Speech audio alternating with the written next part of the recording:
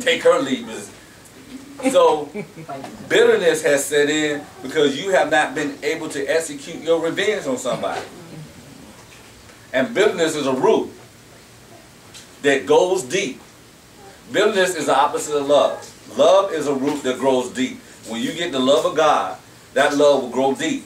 And people be trying to figure out why you doing things and why you saying this and why you let this person do this to you and all that. When God's love grows deep, that happens. But bitterness does the same thing, the opposite direction that love does. And when love will encourage, bitterness will tear down. Love will build a house. Bitterness will take a house down. And when I say a house, I mean a physical house and your physical body. Bitterness will take you out. You trying to figure out why you got cancer? Bitterness. Why you got high blood pressure? Bitterness. Why you got sugar diabetes? Bitterness. Bitterness will cause toxins in our bodies. I was reading somebody, I was listening to this lady on, I think she was on Life Today. I forgot what she was on. Remember the Bible says that if you believe it, it talks about the heart and the mind. Okay? And she talked about how in the mind there are chemicals. And when you hold bitterness, you are building a tree with the wrong chemicals in your mind. And it is contaminating your mind, which is contaminating your body. And see, and it was so, and I got to get to teaching. It was so amazing how the scientific side verified the spiritual side. How when you hold this stuff inside, it causes a chemical imbalance inside of you. And toxins and other things begin to react in you. And that's why, remember Paul said, don't go to the table and you got a grudge. Don't go to the table and you holding something against them. Because just like the table will heal, it will accelerate your healing, the table will also accelerate your sickness. Is that why some people, some people you graduated with, for example, and you visit them 20 years later, they look different from you, in a sense. They look a little older. Maybe alcohol has a lot to do with it, or whatever. But, I mean, is that also the case, too? Well, the reason they start drinking alcohol because it couldn't fulfill the bitterness. If you really talk to people who really, not people who drink socially, if you really talk to people who drink heavily, they're drinking for a reason. They're getting towed up to forget something. They're getting towed up to get out of this present life they're in. That's why they're getting towed up like that. So why are you drinking like you're drinking? In most cases, you can find a spiritual application of why. Because they're trying to hide something, and they're trying to get deliverance out of something, and they can't find it anywhere else. So for that time period that they're towed up, they forget about all the other issues of life. And for that time period they're towed up, they feel like, I'm in paradise now, because ain't none of this bother. But the only thing is, at the same time you're towed up, you're impairing your senses, so you're doing things that are crazy. And you find yourself being bailed out of jail. Because you are no longer yourself. Because alcohol, drugs, most of those you'll find there's a spiritual connotation behind that a lot of times. What am I trying to forget? Why am I shooting up? Because I'm trying to forget something. In most cases, not all cases, but in most, I think probably 90% of your cases you'll find there's something else behind that. And they're doing that because of that. And so where a believer has learned how I take it to my secret closet and I leave it there. Don't matter how long I got to stay in my closet to leave it there. I just learned to leave it there. It doesn't matter how many times I got to run back to my closet. It just matters that I can leave it there. And because I leave it there and it's no longer my burden, I no longer have to forget about it. Since it's no longer my burden, I no longer have to get in this stage that I am not conscious of what I'm doing, because I leave it in my closet, in my secret closet. I leave it with God. And that's why Jesus said, take my yoke upon you, for my yoke is easy and my burden is light. And he said, exchange that yoke. So most of the time, a lot of our friends, a lot of our high school friends never learned how to deal with life. Star of the basketball team. Well, why did it stop? Because they were trying to get some glory that their daddy never gave them. Why do I have to be the most popular one in school? I'm trying to get something that I didn't get at home. And this is not all cases, but a lot of you have some stuff that's behind a lot of people. Why are you the clown? Why are you the class clown? Because I don't get no attention at home, so I get this attention here. So I'm going to be the class clown. There's a lot of things behind what people do that we need to look at. So bitterness is unfulfilled or unsatisfied revenge. The author also defines bitterness.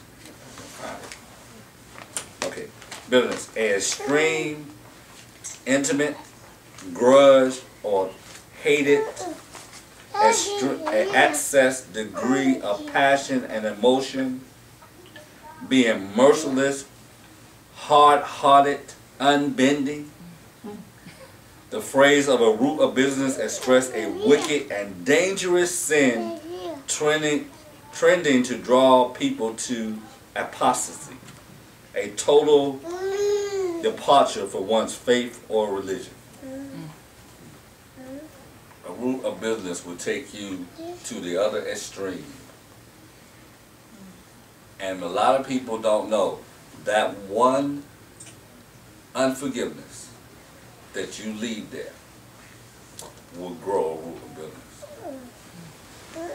Because with the unforgiveness, if the unforgiveness stays there, then from the unforgiveness, you're trying to figure out, how can I hurt? And from the hurt, you're planting the revenge. And if the revenge is not fulfilled, bitterness. Because you never feel like the person has been paid back for what they did to you. And you're bitter about it. And it will take you out. And now you're in a trap that until you confess what's bothering you, you can never get out of the trap. So my question to us, and before I even read this book, y'all know we did a study on the spiritual enemies, the enemies of our spiritual growth. Now I'm reteaching that at LLWC. And the last ones that God gave me was, don't be easily offended. And then he gave me, before, but that was several years I taught that, he gave me, how do we not become offended? You have to confront the offense. How do I confront the offense? I ask myself, why am I hurt? Deacon Coleman said he don't like my shoes. And I get offended about that. I have to ask myself, why am I upset that he said he don't like my shoes? He ain't buy them. I mean, what is it about that statement he said that bothered me? Is it because the shoes is my self-image? Is it because I got the shoes on because I want, that's my self-image? Is my clothes my self-image? Why am I hurt about something? Why am I hurt if somebody doesn't speak to me? That's confronting the hurt. And when you confront the hurt, You are not looking at the other person. You are looking at, why is this affecting me this way? Because why is something little blowing up in my face? Right. And if it's blowing up in my face that way, I need to examine myself and say, okay, why is this? And if I can't get it right then I gotta ask God, God, why is him talking about my shoes causing me to feel this way? That's the only way you confront the offense. Because if you got offended over something, it's a reason. It's a reason. And, you know, I don't mind putting myself out there. I always put myself out there.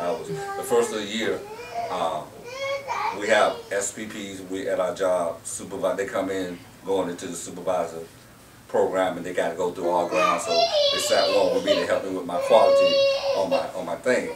And when I saw the thing, I'm like, okay, he just got in the company. I've been here for a while. He's sitting here with me.